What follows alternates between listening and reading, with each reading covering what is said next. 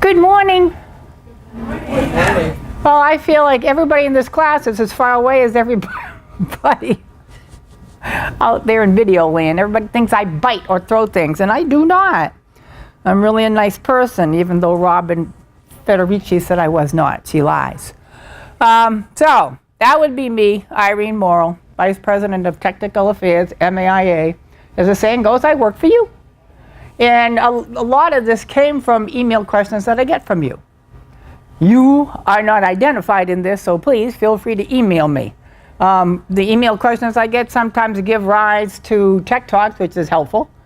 And again, I don't point out who sent it unless you want me to, in which case then I would. But so based on various emails, try to put something together. And somebody was afraid when they registered this morning that, oh no, they've already done this class. Well, I'm running out of names. That's, and they don't always let me say what I want to say for the name of something. I have a full day class, personal lines issues, but this is different. And even if it wasn't different, which it is, we would still have a different course number for it, but it is different. That's the problem with convention. I have to do different stuff. So realistically, this is the first time I presented it, and I hate that. I hate the first time I do anything, so I apologize. And those of you that know me, I've been doing this since 1985. And the only convention I missed was last year when I was sick as a dog. Anybody miss me last year? I tell you, I was sick. I don't think I've ever been that sick. I couldn't get out of bed. I didn't want to get out of bed. I didn't care. I thought dying would have been nicer. My husband said, you got to go. I said, no, I don't. So I missed last year, but that's okay. They still had my outlines, and Robin stood in for me. Yay. So we're going to take personal review and study times about every 50 minutes. Because I can blabble on forever. I don't find insurance boring. I really don't. I do fall asleep in classes, though, just so you know. I think that's just normal, especially if the room gets too warm and I'm sitting there. I have fallen asleep in some of the best instructors in the country. I'm not saying I am one of them, but I certainly know that sometimes. And I try to write outlines that have information in it, because I also, when I'm taking a class, go off into la-la land. Well, not necessarily that. I start to think of other things like, what am I going to have for supper? What am I going to do here? And then all of a sudden I realize, darn it, I missed something. And it's not like the DVR where you can rewind the instructor. So that's why I try to put the information in. And even still, if you missed it, then you can still email me. I didn't put my email here. I don't know if I put it in the outline, but it's imorrill, MORRILL at massagent.com. In fact, all of us can be reached by the first letter of our first name and our last name in massagent.com. You can go to the Mass Agent website, find us for our names. You can do that info thing, that HubSpot, but I hate that. I wish it would just email me, but that's okay. I never email you back from imorrill at massagent.com, because that's like an alias. It exists out there, but everything gets forwarded immediately to my home email address. So some of you sometimes will email imorrill at massagent in my home email. That means I get 2 of your questions. That's okay.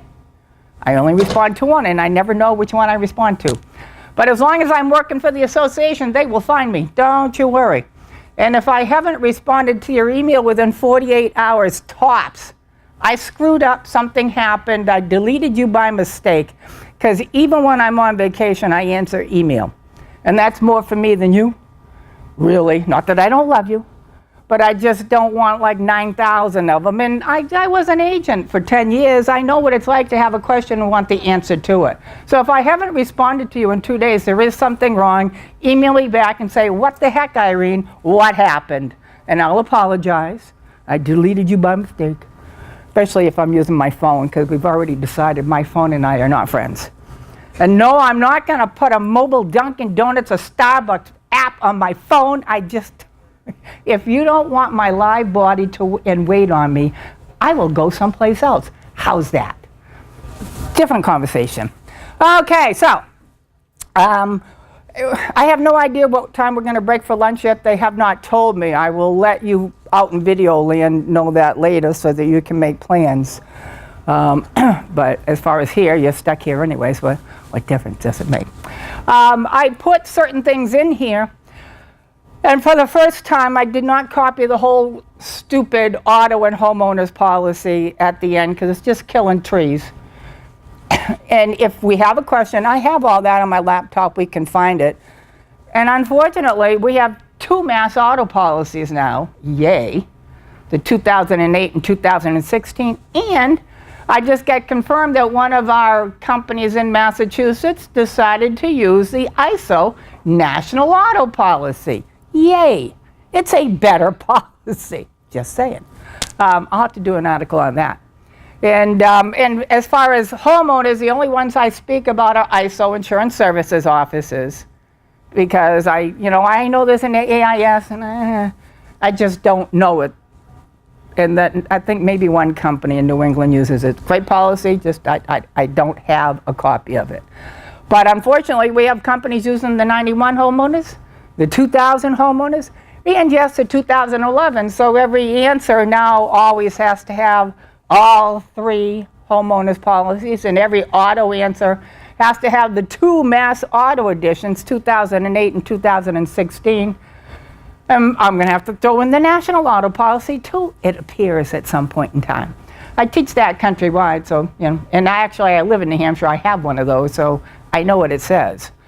If you have any other questions or observations or something new and exciting, or not new and exciting, but something that's come up in your office, at Videoland, and I forgot to do the slide because I'm just so not used to live stream, you would email Alfredette, L-F-R-E-D-E-T-T-E @massagent.com, because he's sitting right there videoing this, and he'll ask a question, and you all just raise your hand or say, "Hey, Irene, shut up, I have a question." I answer to that too. Okay, let's get going. Page 2 in your outline is just a list of the things we're going to talk about. No, I didn't put page numbers, sorry. Someday maybe I will, but what difference does it make since it's not in there today? But at least you know we're about to go for it. And I tried to, at least for my own purpose, is questions that start a different topic are in red up here. Actually, they're not in red there because I did your outline in Word, but for my own point. So, Facebook, Instagram, Twitter. How many of you get involved in all those? I only do Facebook. I don't do Twitter. There is nobody I think important enough to follow. Sorry. And Instagram, I don't understand. I don't really know the purpose of that. So I know Facebook because that's where I find pictures of my grandchildren. And that's why I go, the only reason I go. And no, I don't want to be your friend is my standard argument. I don't want to have to scroll through a lot of crud to see what I go to Facebook to see. My grandchildren. Nobody else. And I do have a few classmates because I just went to a reunion. And that's classmates.com is how I found out about my reunion, and we'll find out about the last one we're going to have. And no, I won't tell you how many years that is. But I defriend people if they post too much, just because I don't want to scroll through it. So I defriended my husband because he posts way too much, so that's okay. So, bunch can get your kids. Kids have always been evil, correct? I mean, they have to be socialized into being nice. And obviously not all of that happens if we watch what goes on in the world today. But, kids are always kids, and there's always been a few that have picked on other kids. And it's always been rotten if you were the picky instead of the picker. And now it used to be verbal, and people would be there to be the bully of the class. Or there would be the clique of the right kids, and they'd chit-chat or talk or make fun of. But now, with so many online places, they can be anonymous. And it's actually getting worse. In fact, we had to have laws. There's never been really laws about bullying. Now we've had to have cyber bully laws because it's like a shark feeding frenzy. everybody can pick on this one particular person and nobody can see who does it. That's the problem to me with Facebook and Twitter and whatnot. They can't see you, and texting.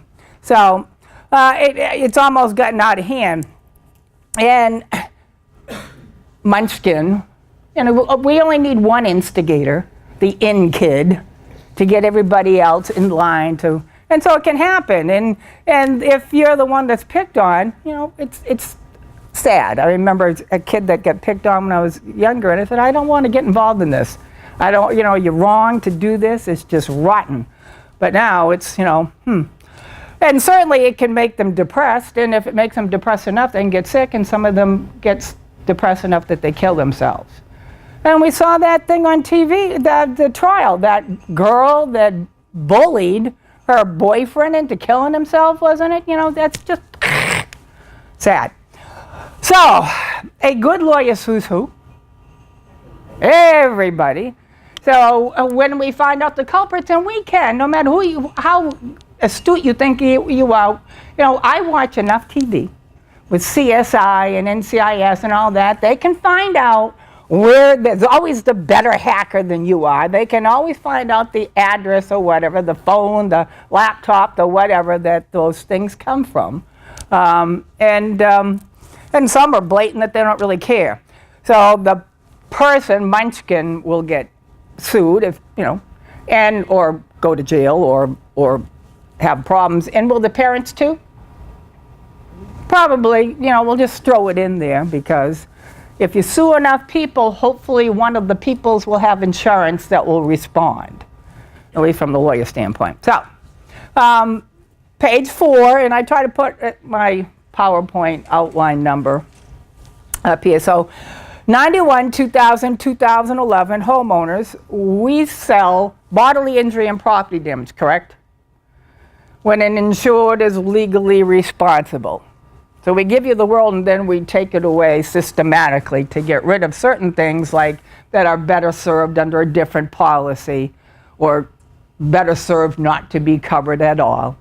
And so bodily injury, really, if it makes a kid upset and causes depression, that's not necessarily bodily injury. And certainly harassment and being scared to go to school or scared to do something because they're watching you and they're verbally assaulting you on, by texting and posting bad things. That's not bodily injury or property damage, is it? And the problem with policies generally, and we learn this over time, when you look at liability, we get two things from liability, whether it's general liability, commercial lines, business auto, personal auto, homeowners. We sell bodily injury and property damage to others, and you also get defense, correct? And it's important to have liability coverage, if nothing else, just for defense. You're not always found negligent, but we don't know that until we go to court, and it's good to have somebody paid to go to court with me. And at the beginning of time, way before most of you, and to the certain extent before me, but I've saw the changes in it. Insurance policies talked about not covering certain activities, but they didn't necessarily tie that exclusion up with defense. But we have finally figured it out in the last 2 decades, that pretty much every policy going, at least written by AIB or ISO, if there is no coverage, there will also be no defense. So there's no personal injury, there's no, making fun of somebody, upsetting somebody coverage, then we don't have to defend you. And so we always want to make sure that there's defensive, nothing else, but having coverage for certain mishaps in life is a good thing too. So I need to endorse it onto the ISO homeowners policy. And what endorsement do I need? You can talk to me. Personal injury, correct? Now, do some of your companies automatically add it in? I mean, that would be the preferred homeowner, correct? Where they put in a bunch of bells and whistles. But even with MPIUA, can you add it on? So if the company doesn't automatically add it on, which it has to be, by endorsement, because if they're an ISO-based company, there is no personal injury, no libel slander coverage in the policy. It has to be endorsed on. And it can be. And I need to remember that. Probably more so now than 20 years ago. You know, I just think the internet has been I think the greatest or the invention that has changed the world the most, you think? I mean, I was not alive when the first airplane or motor vehicle was created, and that changed the world. I mean, they both did. And certainly the horseless carriage made it easier to get stuff from point A to point B. But the internet just has changed the face of the universe so much. And I need to make sure this is on the policy. And if you go from commercial lines to personal lines, you got to be careful about that. Anybody here do commercial lines? Because commercial lines automatically adds in personal injury, whether it's the business owner's policy or the commercial general liability. You get BI, you get PD, you get PI, personal injury. But I always have to add it in or make sure it's there in the homeowner's product. So libel, the written word, which is actually what texting and posting is, and slander, that's he said, she said. That's always harder to prove unless you got witnesses. But with the advent of the internet and posting on Facebook and Twitter and texting, I mean, that's forever. Even if you delete it from your phone or laptop, it's not deleted from the receivers. And even though Facebook takes down things, I bet we could make them find it for us again too. So, and people can do screenshots, not that I know how to do that. But I need to be careful. And so I think libel is really what we need to have. An invasion of privacy. When I start to bother people, you know, and ruin their lifestyle. So we define it. This is the HO 91. And invasion of privacy, libel, slander, things that I need the most, with at least what we're talking about here. Now, as time goes on, anybody been in insurance more than 20 years? Policies have gotten longer, right? You can always guarantee when an addition changes, we added more words. And the general rule of thumb, more words means less coverage. Because ambiguity is found on behalf of whom? The insured. But that's a cute little statement, but not one that I really like. Because the ambiguity is found where? In court. So I like to know what I'm talking about before I sell a policy to a client, which is not easy these days. But we have a new definition, and the endorsement got longer. The endorsement was like a couple paragraphs with the HR 91. Now it became 3 pages. It's like, oh, well. We just ripped out everything from commercial lines and slapped it on a personal lines endorsement. I can live with that, fine. But oral or written, okay. Material that slanders or libels, okay. And oral or written publication of material that violates a person's right of privacy. So not quite the same, but at least I got the things that I think I need the most. And the HO 2011 version, because now, with 2000, that was 18 years ago. And there really wasn't the texting and Facebooking and posting and Twittering that there is now. And ISO, when they revised the endorsement in the 2011, you know, just wanted to make sure, and it was a clarification. It was not considered a broadening of coverage. It was just a clarification. That in case you didn't realize that typing something is written publication, because you don't have a piece of paper, we put in, and because it's called the clarification, I can say, well, then obviously the 91 and the 2000 meant the same thing. That posting and Twittering and whatnot is libel or slander. And whether I have the 91, the 2000, or 2011, this endorsement is intended to cover that. And now I know I've got, you know, but it's going to be decided in court. And as long as I got my lawyer for free, yay, that's all I care about. Now, a long time ago, before the internet, And I do a lot of my research online because I have International Risk Management Institute publication. I have FCNS bulletins and other things. You can't believe everything you see online, no. But there are a lot of credible sources online. And I don't go into the insurance library like I used to. Before the internet, I did go into the insurance library. And they had these books, Couches on Insurance, which was a firm that would go through a policy like the CGL, like the homeowners, like the National Personal Auto, and go through it line by line and discuss court cases that helped to determine what this sentence might mean, which was really great. And bodily injury was discussed as not meaning personal injury. And then they talked about the endorsement and personal injury, and they'd say libel and slander, and that they would talk about court cases ending out in $0, but it was the defense cost that was the most important, to make sure that I have the coverage on the policy so I get defended. But again, that was more with the oral, hard to prove stuff. Now it's getting easier to prove. I mean, ask Tiger Woods. I mean, texting is forever, even if you don't think it is. So it's out there, and it's easy to find that stuff. And if you're in an accident, which we'll talk about, ask the police. When they ask to see your phone, they'll be able to see what you were doing an instant before. So I just gave, I Googled things that are, internet-related libel and slander, and Wisconsin. So I've got one from like all parts of the country, kind of. Someone wanted his girlfriend, and so he created a website, and he maligned, this person pretended he was this guy that was maligned and said bad things about himself so that he could get, so this person that perpetrated this could end up with a girlfriend. And, we could find out who did it, that it didn't come from any mobile device that this person had. So he sued and found out, and, it's only $15,000 of general damages and $10,000 of punitive damages, but it was a court case.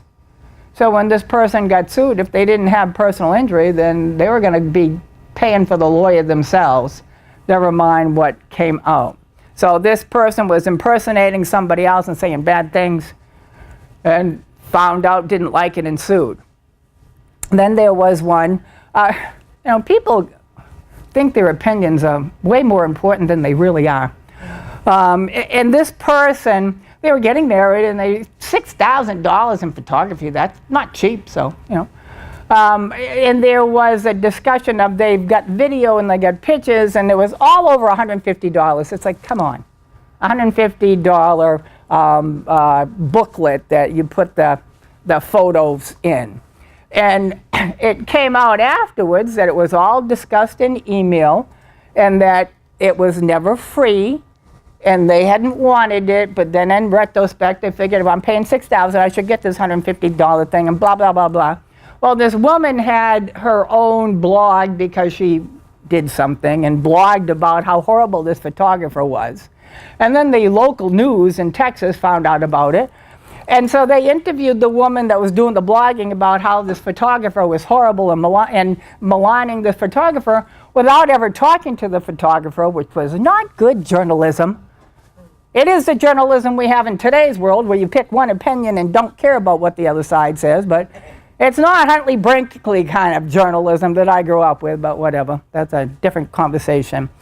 And so, this woman, this photographer, lost her business based on all of this hoopla. And she sued and won. Now I'm wondering how much of the TV station has to fork over for this. But, people got talking about this blog that was going on and on about this photographer. And then Facebook defamation, two people that wanted the same job.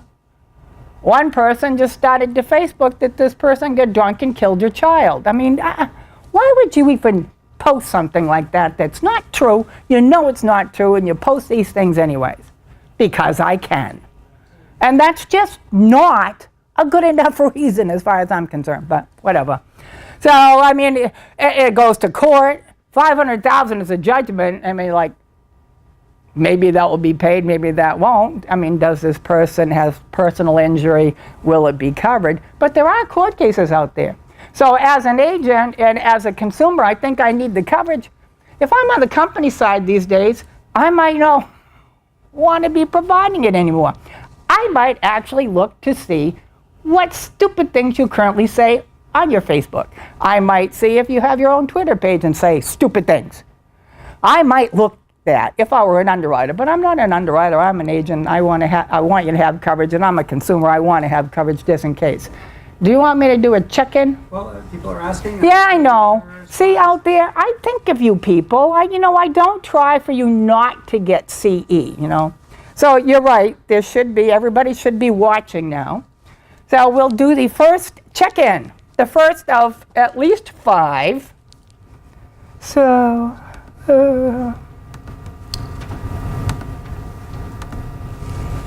so you have to downsize your screen. Boom. Only one person per. And then I guess you get a thank you. And so, 1. This is just the first one. You didn't miss any. And I usually have a little noise thing, but this one doesn't have it. So, dun, dun, dun, dun, dun, dun, dun, dun, dun, dun, dun. If you missed it, I can't help you. But it's only the first one.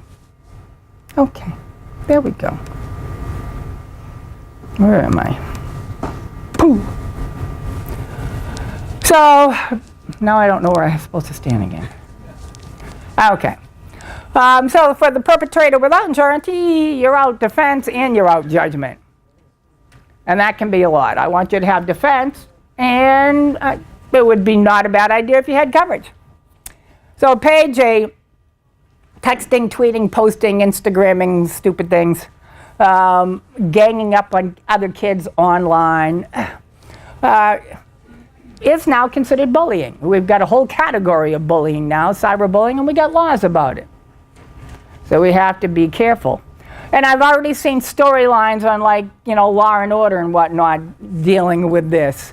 So they're trying to get it out there that people really shouldn't, I've got to watch what my kids are doing, which is not an easy thing these days. Because I do know when your kid leaves the house, you have no clue unless you have a phone that has a GPS tracker on it. Then you got to be careful. Do they know this, and can they disable it? I don't know. I didn't know. If I had known that was available, but it wasn't decades ago, I would have bought it on my daughter. Maybe things would have been different. Who knows? So, cyberbullying happens, and there's laws from state to state, and yes, Massachusetts has one. Is it civil or criminal? It's criminal. Phil, got a problem? So anti-cyberbullying law, an act relative to bullying in schools, and you can Google it. And it's a big long thing. And it talked about, just ganging up and saying things online and whatnot, twittering and texting and whatnot, and going after a particular kid. So cyberbullying has its own new name, and it's pretty much, and I like that. If you can't say anything nice, think before you type. And who remembers their parents, if you can't say anything nice, don't say anything at all? Same thing holds true with texting. How many people have kids that have phones that don't live in your house?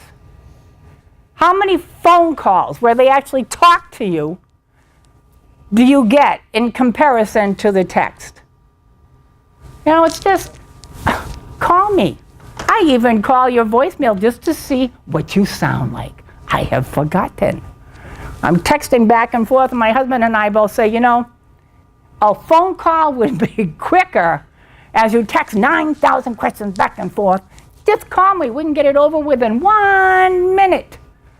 And then, but I'm old, I know. So, cyberbullying, sending mean messages or threats, harassment or cyber stalking, spreading rumors online. My husband is I think he's a Facebook junkie. I really do. He really, and they've made it all colorful, and people can get addicted to it. You can. It is an addiction, folks. If you can't go a whole day without looking at it, you might want to go to Facebook Anonymous. I'm not sure. I don't know if they have one, but if they don't, they should, because it really has gotten to overtake people. And he'll make a statement about something, and I'll say, where did you hear that? And if it starts to sound like Facebook, I don't care. I do not listen to anything that comes from Facebook. Give me a credible source. That's my opinion. If you don't have the same opinion, that's what makes America great. At least that's what I thought made America great, was to have differing opinions. Who knew? But that's where you can get rumors spread. So I got to be careful about that. And certainly hurtful things. Instead of saying it, now we can post it and then have hurtful pictures and the whole 9 yards to make your life miserable that much quicker and in color. And stealing people's accounts and then sending messages, hacking into your account and then sending nasty notes to other people that you didn't do, but other people say that. I mean, remember when you were younger and one person would say, so-and-so said this? Now they can do it on a grander scale, lie about the things you didn't say. Pretending to be someone else online to hurt another person, taking unflattering pictures, yay, and posting them. And certainly photoshopping them. And sexting and whatnot. So we can do it so many ways, and it's just, and the problem is, a lot of times we traumatize people, but we don't cause bodily injury. And in Massachusetts, there are some states that being traumatized does fit the definition of bodily injury, but not in the state of Massachusetts. You need physical harm. You need to start with a cut or a bruise or something. If there's no physical injury, it's not bodily injury in this state. We don't do mental anguish, emotional distress as bodily injury in the state. Some states do, we don't. So having an unendorsed homeowners policy and my kid starts involved in cyberbullying, it's just not going to have any defense because there's no bodily injury. The Center for Disease Control has a lot of information on cyberbullying. And I would imagine they're teaching this, remember our health class in school? Oop, I think I just, oop. Oh boy. Now I don't have to hold the stupid thing. I need something that, oh crap. Sorry about that. So, health class, they've got to talk about cyberbullying and the effects in class. Bodily injury, ISO 91, 2000, 2011. It starts with a hangnail, goes on to death. Emotional distress gets thrown in there along the way, but I need physical injury. Is cyberbullying an occurrence under the homeowners policy? I don't know. Occurrence, 91, 2000, 2011, means an accident. Is cyberbullying an accident? It's an intentional thing, actually, which personal injury coverage, if we add it on, can cover some intentional issues. Personal injury unto itself is an intentional kind of thing, because you're saying something. What you do is say things intentionally, but maybe have an unintentional result. But accident, is it really an accident? It certainly can be, if you do it enough, can be repeated exposure. But is it an accident? I had a little problem with this dropping off. I might need at break, yeah, because it doesn't. So I'm not, certainly it's not going to be covered under bodily injury anyways in Massachusetts, because unless there's physical harm involved. So I would need an endorsement. And so the HO 2482, mandatory endorsement as far as I'm concerned in 2018, almost 2019. It should be something that, my agency software should build in to always add on, so I can't forget to do it as far as I'm concerned in today's world. Unless the company decides, no, we don't want to add it on until we've looked at. But from an agent standpoint, I want you to have it. And the HO 2082, the HO 2482 personal injury, does it have exclusions? Yes, it does. Yes, it does. Injury caused by a violation of a penal law, old-fashioned language, or ordinance committed by you with the knowledge or consent of an insured. So now that we have a cyberbullying law, could that be a problem for the cyberbullier? But at least should they get defense until they're proven guilty. And a good lawyer sues who? Everybody. So it's not just the kid that does the cyberbullying, it's the parents who negligently supervise their children. I mean, the homeowners policy, which I don't want to go back all those slides to find the personal injury discussion, the personal liability discussion, talks an insured being legally liable. How can I be legally liable? Can my own direct actions go awry in BI, PD, or PI result? Yeah, so direct actions by an insured. But legal liability, can I be legally responsible for the actions of somebody else? Yes, I can. We call that vicarious liability, though over time we've more involved in calling it negligent supervision, because under the CGL, the business auto, the homeowners, we start to invoke negligent supervision and exclude it for certain things, but responsibility for the actions of others. And then certainly contractual responsibility. It's not my direct action. I have no responsibility legally for what you do, but can I assume responsibility for what you do? Should I feel like doing it? Yeah. All those things are legal responsibility. Now, because of the cyberbullying statute in Massachusetts, might the kid end up being excluded from coverage under personal injury? Possibly. But the parents, can they still retain coverage if they get sued? And then if they're considered negligently supervising, could the homeowner's policy with this endorsement pay out? So we got to think about the innocent parents out there. They have no clue what foolishness their children are doing. So I had to look up penal law, statute enacted to prescribe a certain offense against the public at large or against another person, cyberbullying. So the kid might be found legally, criminal, but the parents probably not, unless they're egging the kid on. And that would have to be proven. And again, pretty much we don't know what's going on. The HO 2000 or 2011 adds a couple more exclusions because that's how we roll. The newer the policy, the more things we don't cover. Because, and I used to get frustrated with that, but realistically, in 1991, there was no internet. There was no smartphone. There were no stupid people using equipment smarter than them. So, as the CGL has gone, we've had to get rid of a lot of those things that we want you to buy a separate policy for. So, I do understand why exclusions have been put into the policy because there was no exposure decades ago. There's an exposure now. And sometimes when there's new and wonderful exposures, do we want you to cross our palm with silver? Or do we want you to buy a totally separate policy, leave us alone? So.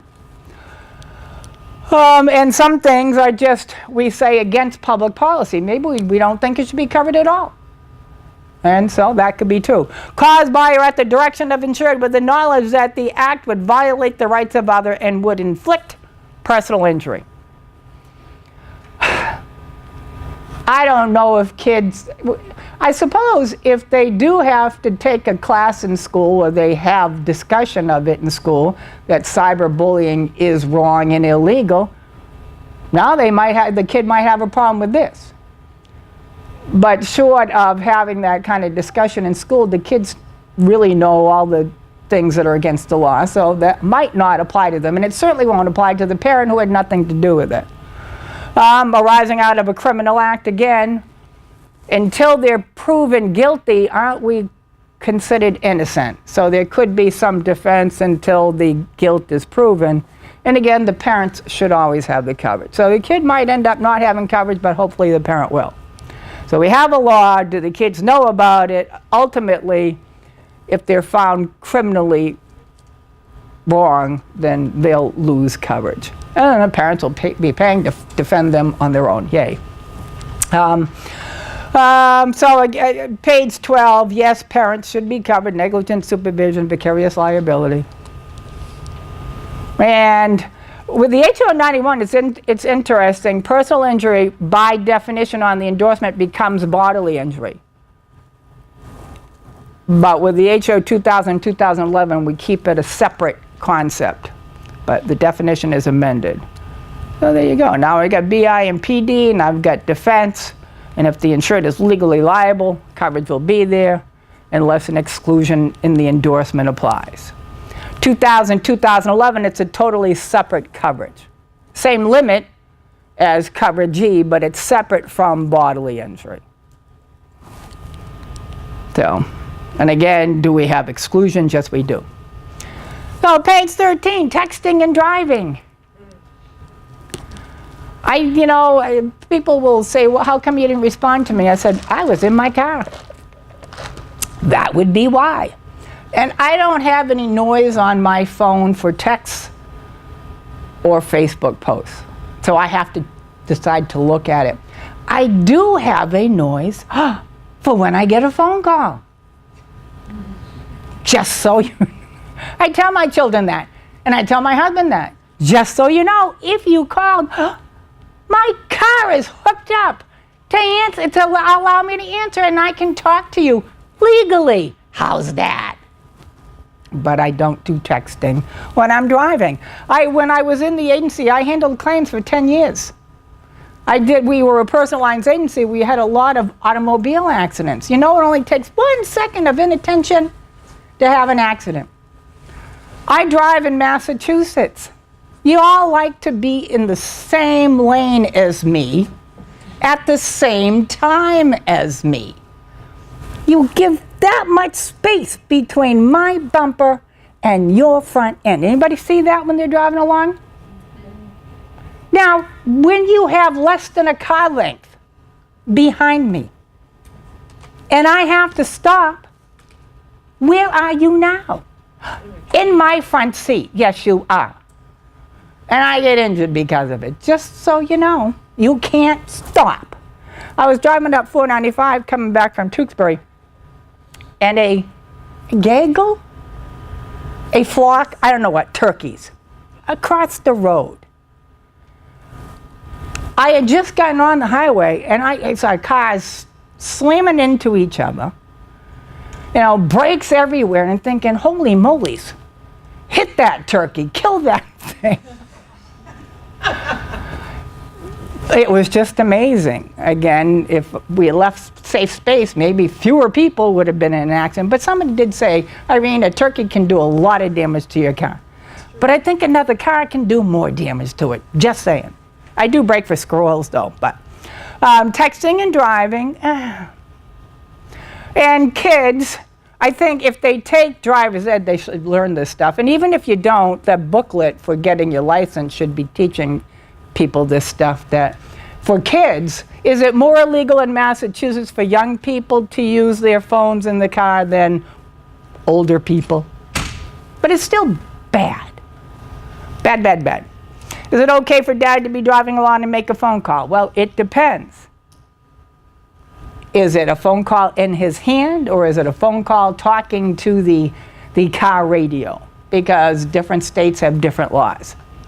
And on page 14, pretty much every state is dealing with this, and some states are more restrictive than others.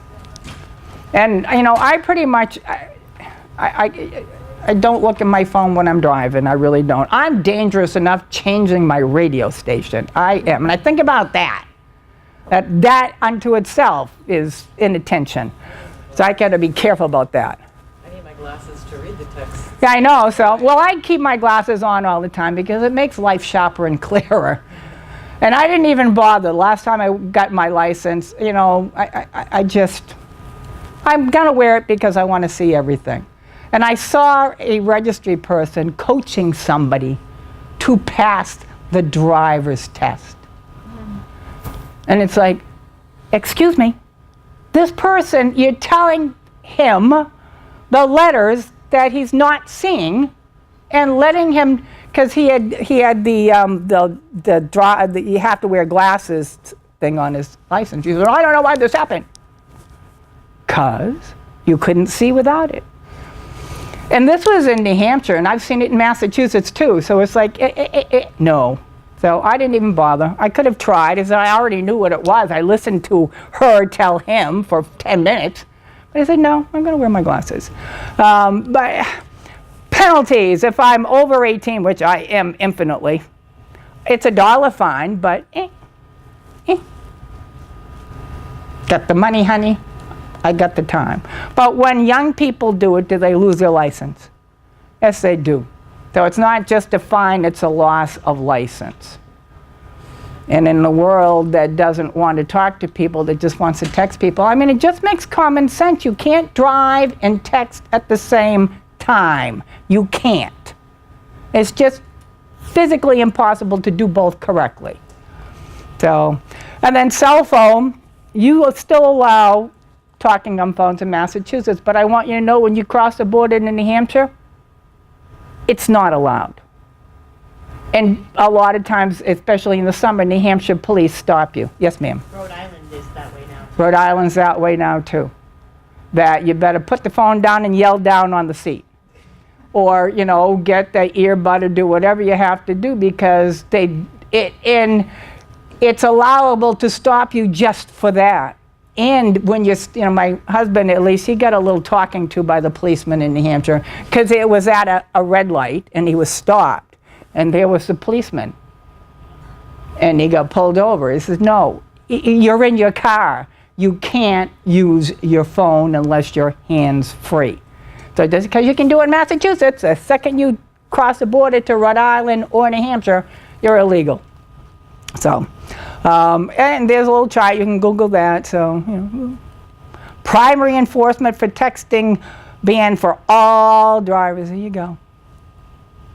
So, you can just Google it and pretty much find that that's why you get a ticket. And it's a ticket that will, in New Hampshire, I don't know about Rhode Island, but it will affect your SDIP.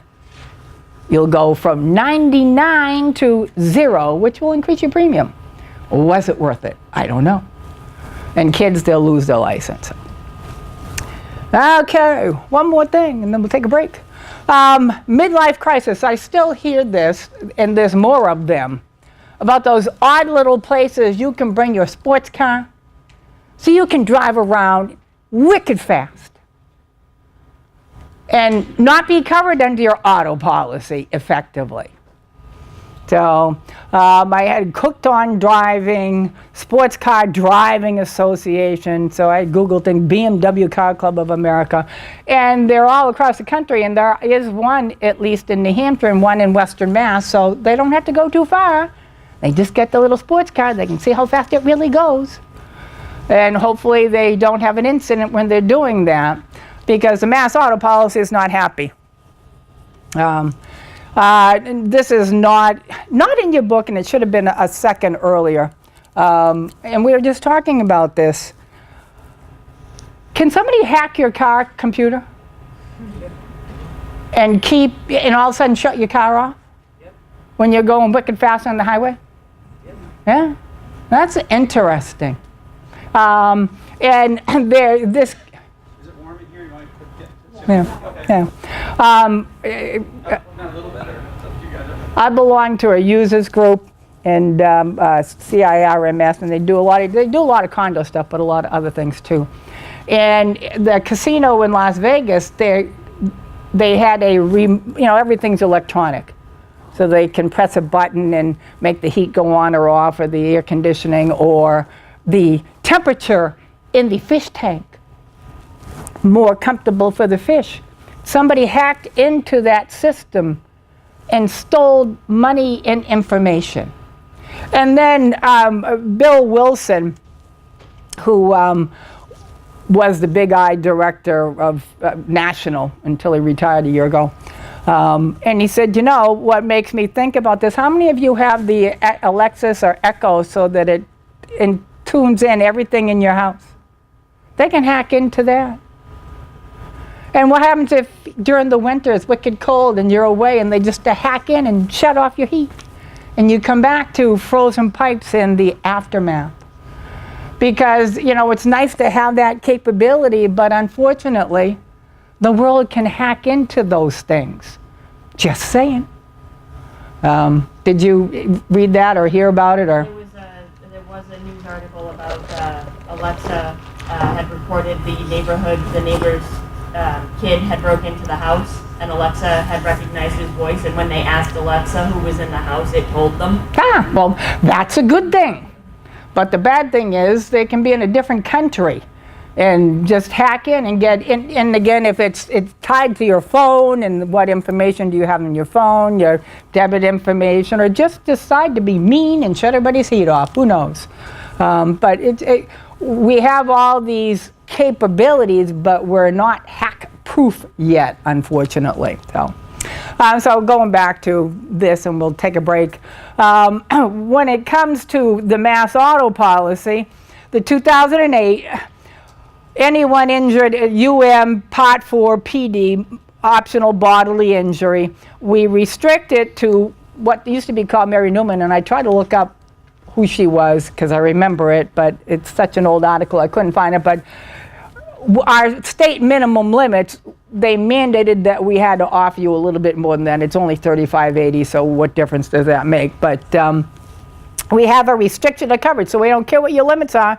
This is all you'll have if you're doing something prearranged or organized racing, speed, stunting, or demolition activity, or activity of practice. Is stunting was as close. I think you could still argue.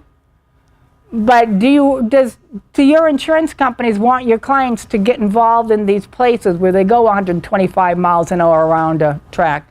I'm going to think if they have an accident, the company might try to enforce this. So we don't really want to do this. And the National Auto Policy in 2018 added in a restriction. And again, Part 5, MedPay would be restricted to $5,000, and Part 7, 8, and 9 would be excluded. And with the and Part 12, Mary Newman.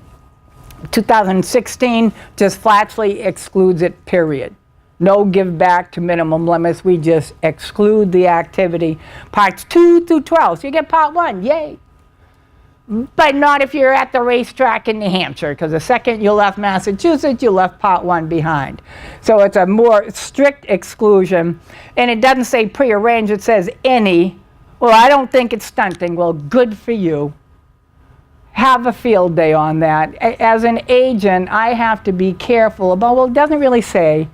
I might want to discuss it with my company, and they'll give me an opinion. That might not mean it will hold up in court, but I'm thinking a lot of companies are going to try not to pay a claim when our insureds get involved in this activity. And a friend of mine bought their father the ability to use this racetrack for a birthday present. And it's like, oh, geez. You know, I really wouldn't buy that kind of a present for somebody that might not be covered under their auto insurance, because it's an activity that is, you know, not intended. Is it strictly excluded? I don't know. So I said, if you have an incident, let me know when you report it to your company how it all works out for you. I hope you're safe going around and around and not having a problem. All right, time for our first personal review and study time. And that means you out there in TV land too.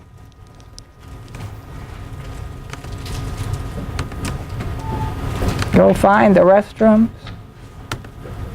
Whatever.